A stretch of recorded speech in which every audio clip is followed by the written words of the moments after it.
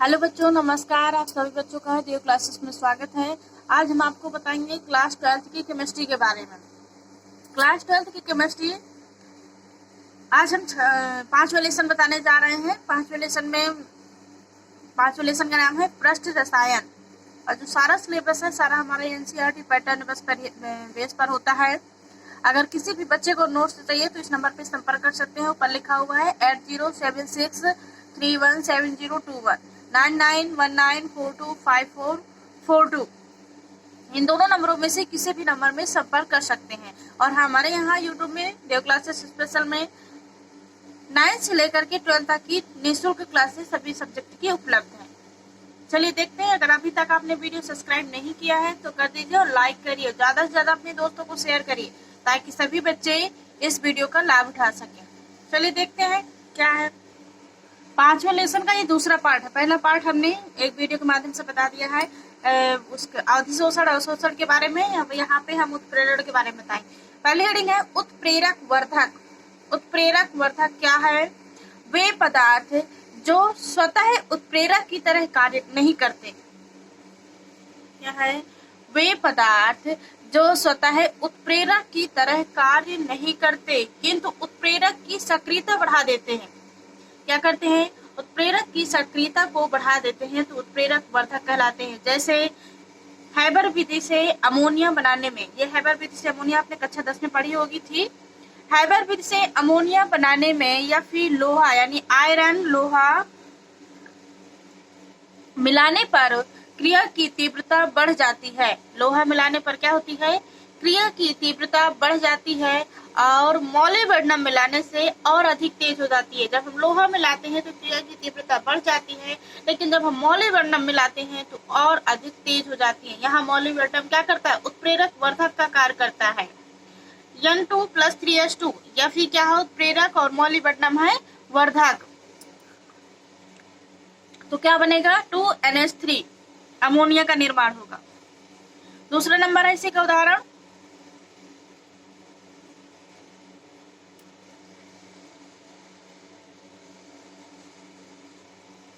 दूसरा नंबर है तेलों में हाइड्रोजनीकरण में निकिल उठोरक के लिए Cu और यहाँ निकिल उत्प्रेरक है, उत्प्रेरक के लिए और Cu वर्धक है। तो वनस्पति तेल प्लस H2 यानी क्या है? उत्प्रेरक और Cu यानी कॉपर वर्धक है। तो क्या बनेगा? यहाँ पे वनस्पति घी बनता है। अगली हेडिंग है उत्प्रेरक विष। क्या है? उत्प्रेरक विष कुछ पदार्थों की उपस्थिति में उत्प्रेरक की सक्रियता या तो कम हो जाती है।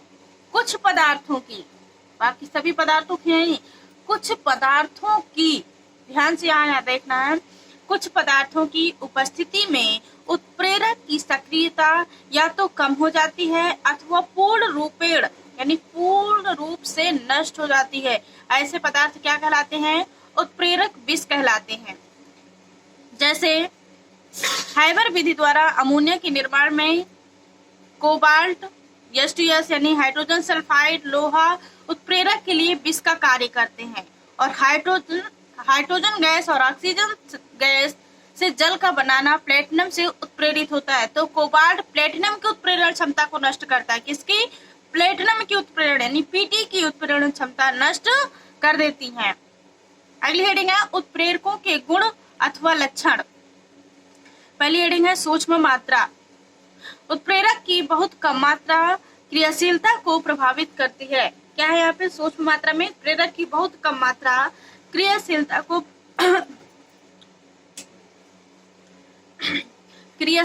प्रभावित करती है। दूसरी हेडिंग है उत्प्रेरक की अपरिवर्तनशीलता। क्रिया के पश्चात यानी जब कोई भी अभिक्रिया होती है, क्रिया के पश्चात उत्प्रेरक की रचना, क्या है यहाँ पे? उत्प्रेरक की रचना और भार में कोई अंतर नहीं पड़ता। उत्प्रेरक की अपरिवर्तनशीलता में जब क्रिया करते हैं तो उसके उत्प्रेरक की रचना और भार में कोई अंतर नहीं पड़ता, केवल बाहरी आकार बदल जाते हैं। क्या होते हैं? बाहरी आकार बदल जाते हैं। तीसरी हेडिंग है उत्प्रेरक अभिक्रिया को आरंभ नहीं कर सकता। अभी हमने आपको ऊपर पहले वीडियो के माध्यम से बताया भी है कि उत्प्रेरक क्या है। तो उत्प्रेरक अभिक्रिया को आरंभ नहीं करता बल्कि उसको उसकी गति कराता है। उत्प्रेरक अभिक्रिया आरंभ नहीं करता, केवल उसकी गति को प्रभावित करता है, क्योंकि उत्प्रेरक जो तीर के निशान के ऊपर लिखे होते हैं वो होते हैं, इसलिए वो उत्प्रेरक की गति कराते हैं लेकिन अभिक्रिया को आरंभ नहीं कराते। लेकिन आधुनिक वैज्ञानिकों के अनुसार उत्प्रेरक प्रयुक्त किए जाते हैं। उत्प्रेरक का विशिष्ट गुण क्या है? उत्प्रेरक विशिष्ट होता है, अतः भिन्न भिन्न क्रियाओं के लिए भिन्न भिन्न उत्प्रेरक काम में लाते हैं। उत्प्रेरक की साम्यावस्था पर प्रभाव। उत्प्रेरक की साम्यावस्था पर प्रभाव। उत्प्रेरक साम्यावस्था पर उत्प्रेरक का कोई प्रभाव नहीं पड़ता। उत्प्रेरक अग्र और विपरीत अभिक्रिया के वेग को बढ़ाती है, यानी आगे वाली अभिक्रिया और उसके पीछे यानी विपरीत अभिक्रियाओं के वेगों को बढ़ाती है। अगली हेडिंग है उत्प्रेरण के सिद्धांत। देखेंगे उत्प्रेरण के सिद्धांत कौन कौन से हैं। उत्प्रेरण की व्याख्या करने के लिए विभिन्न सिद्धांत किए गए, किंतु इनमें से मुख्य निम्नलिखित प्रकार से हैं। पहला माध्यमिक यौगिक सिद्धांत, अधिशोषण सिद्धांत, आधुनिक अधिशोषण सिद्धांत। देखेंगे माध्यमिक यौगिक सिद्धांत क्या है।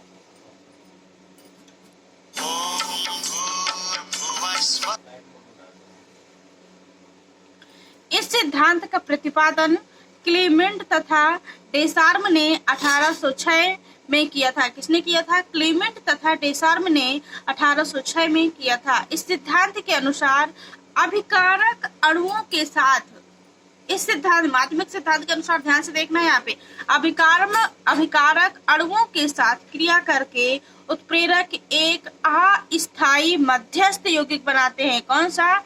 एक अस्थायी मध्यस्थ यौगिक बनाता है जो दूसरे अभिकारक अणुओं के साथ क्रिया करके अथवा विघटित होकर उत्पाद बनाता है, यानी प्रोडक्ट बनाता है तथा उत्प्रेरक मुक्त कर देता है। उत्प्रेरक क्या करता है? मुक्त कर देता है। जैसे SO2 को उत्प्रेरित ऑक्सीकरण, नाइट्रिक ऑक्साइड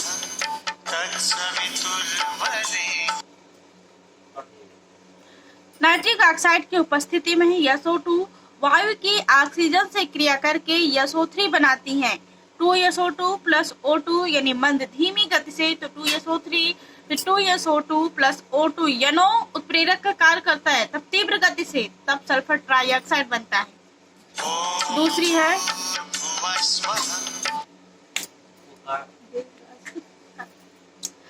2KClO3 उत्प्रेरित तापीय अपघटन। यह अभिक्रिया निम्न प्रकार है। 2KClO3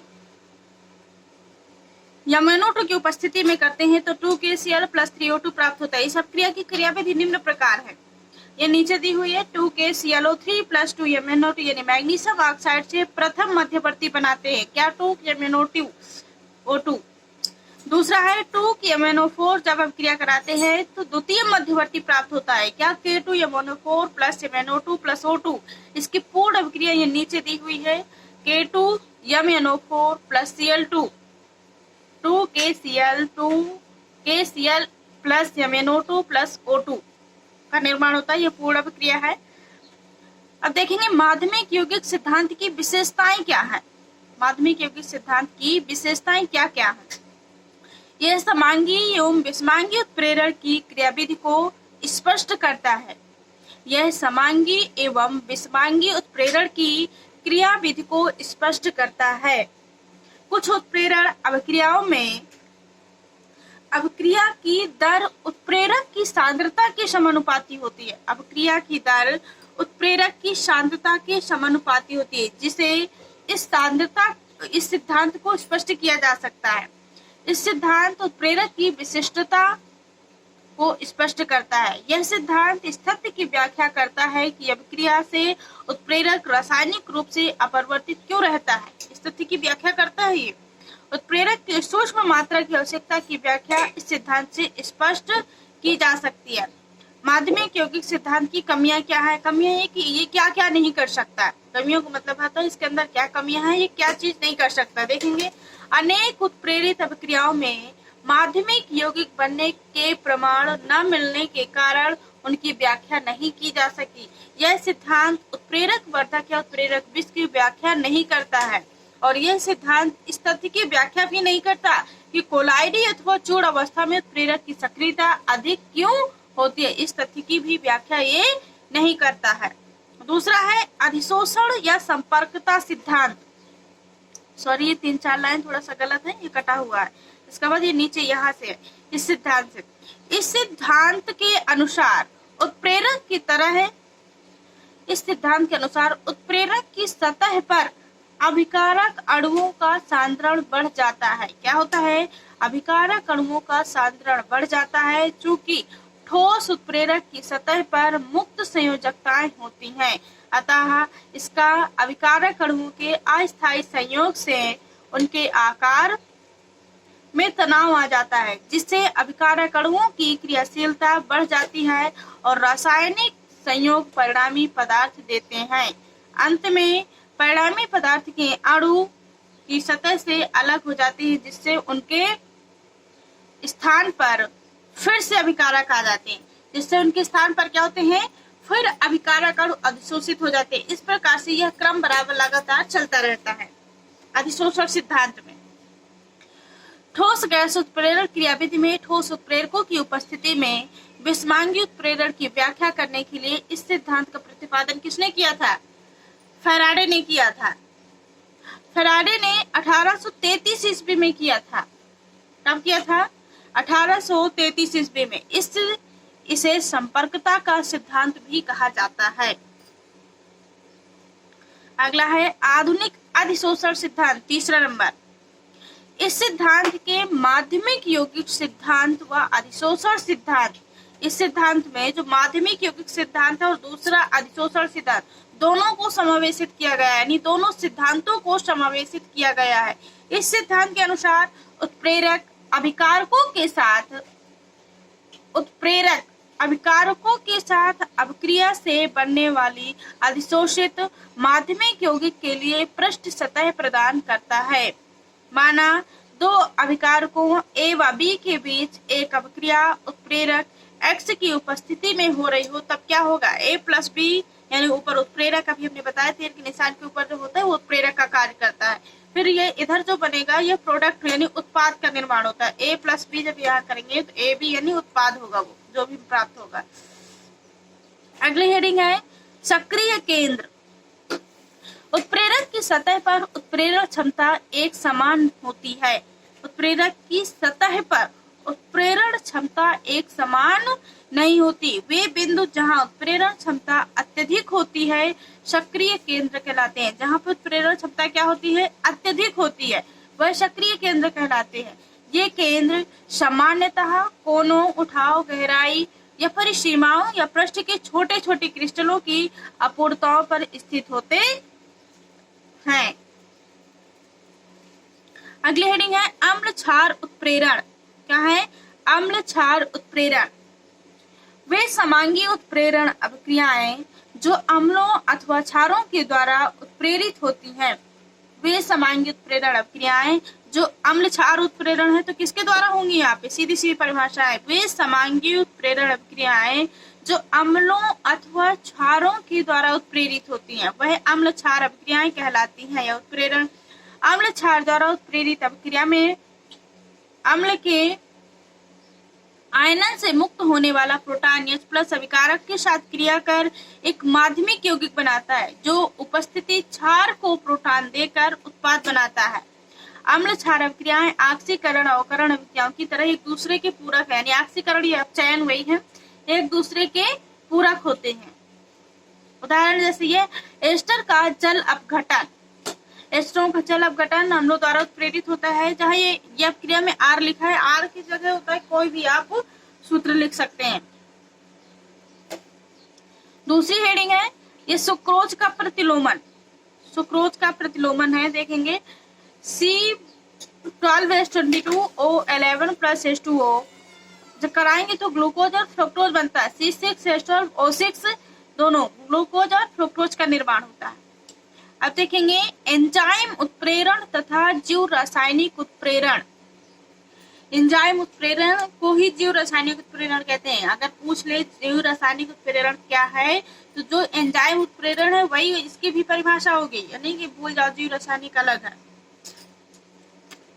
जटिल नाइट्रोजन युक्त कार्बनिक पदार्थ होते हैं जो वनस्पतियों तथा जीव जंतुओं की कोशिकाओं में पाए जाते हैं। ये जीव रासायनिक अभिक्रियाओं में उत्प्रेरक का कार्य करते हैं। ये जीव रासायनिक अभिक्रियाओं में किसका कार्य करते हैं? उत्प्रेरक का कार्य करते हैं। इसी कारण इनको जीव रासायनिक उत्प्रेरक कहते हैं। इस क्रिया को एंजाइम उत्प्रेरण भी कहते हैं। एंजाइम उत्प्रेरक थाइलिन तथा पेप्सिन, अगर पूछ ले एंजाइम उत्प्रेरक के दो नाम बताइए, थाइलिन और पेप्सिन है। उदाहरण इसका एथिल अल्कोहल से एस्टिक अम्ल औद्योगिक निर्माण जब कराते हैं, C2H5OH प्लस O2 माइकोडर्मिसिटी, तो क्या बनेगा? एस्टिक अम्ल प्लस जल का निर्माण होगा। दूसरा उदाहरण इस प्रकार से भी पूछ सकता है कि गन्ने की शक्कर से एथिल अल्कोहल के औद्योगिक निर्माण की विधि बताइए, तो आप यही उदाहरण लिख सकते हैं। C12H22O11 प्लस जब जल से अभिक्रिया कराते हैं, इन्वर्टेज करते हैं, तो ग्लूकोज और फ्रक्टोज बनता है। और जब ग्लूकोज से जाइमेज के उत्प्रेरक की उपस्थिति में करते हैं तो क्या बनता है? एथिल अल्कोहल और कार्बन डाइऑक्साइड का निर्माण होता है। अब देखेंगे एंजाइम उत्प्रेरण के गुण। एंजाइम जल में कोलाइड विलयन बनाते हैं और इस अवस्था में बहुत प्रभावी उत्प्रेरक के रूप में कार्य करते हैं। एंजाइम किसी उत्क्रमणी अभिक्रिया के अंतिम साम्य स्थिति प्रभावित नहीं करते, ये विशिष्ट होते हैं और एंजाइम केवल एक पदार्थ को ही उत्प्रेरित करते हैं। कितने पदार्थ को? एक पदार्थ को ही उत्प्रेरित करते हैं।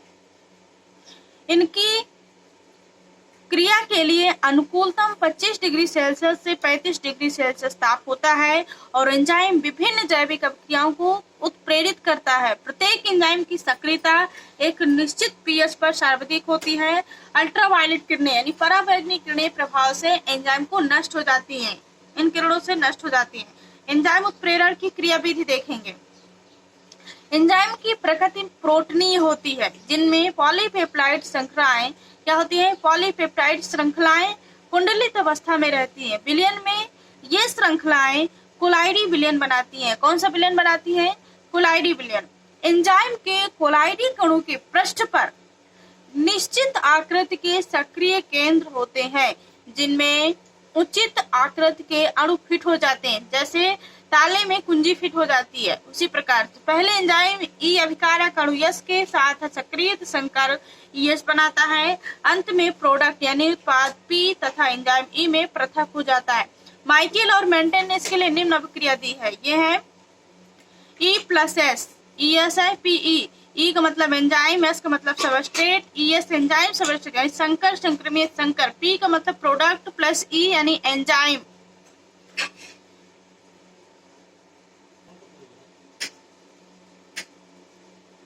एंजाइम उत्प्रेरक तथा अन्य उत्प्रेरक में अंतर। एंजाइम और उत्प्रेरक में अंतर देखेंगे। ये जटिल नाइट्रोजन युक्त पदार्थ होते हैं और ये प्रायः सरल अकार्बनिक यौगिक होते हैं। इनका अणुभार अधिक होता है और इनका अणुभार कम होता है। इनकी क्रियाशीलता पराबैंगनी किरणों से नष्ट हो जाती है एंजाइमों की, और इनकी क्रियाशीलता पर अन्य किरणों का कोई प्रभाव नहीं पड़ता। ये 25 से 35 डिग्री सेल्सियस के मध्य अधिक क्रियाशील होते हैं और इनकी क्रियाशीलता किसी भी ताप पर हो सकती है। ये कोलाइडी प्रकृति के होते हैं और विद्युत अपघट्य की उपस्थिति में इनकी क्रियाशीलता नष्ट होती है और इन उत्प्रेरकों में ऐसा नहीं करते हैं। आज का वीडियो हम यही समाप्त करते हैं। मिलते हैं हम आपको अगले वीडियो के माध्यम से। चलिए, धन्यवाद।